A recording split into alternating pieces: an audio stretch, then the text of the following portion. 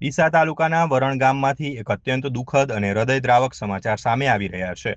મોડી રાત્રે ફૂંકાયેલા ભયાનક વાવાઝોડાના કારણે વરણ ગામમાં અચાનક એક મકાનની દિવાલ ધરાશાયી થતાં મોટી દુર્ઘટના સર્જાઈ છે. આ અકસ્માતમાં કાટમાળ નીચે દબાવાથી એક વ્યક્તિનું ઘટના સ્થળે જ કમકમાટી ભર્યું મોત નીપજ્યું છે.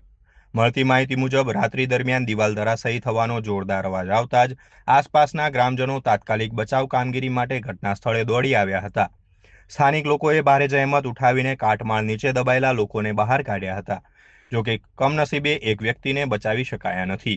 આ દુર્ઘટનામાં અન્ય 2 લોકોને શરીરે ગંભીર અને વ્યાપક ઈજાઓ પહોંચી હોવાથી તેઓને પ્રાથમિક સારવાર આપી તાત્કાલિક વધુ સારવાર અર્થે પાલનપુરની હોસ્પિટલ ખાતે ખસેડવામાં આવ્યા છે, જ્યાં બંનેની સ્થિતિ હજુ પણ નાજુક હોવાનું જાણવા મળી રહ્યું છે.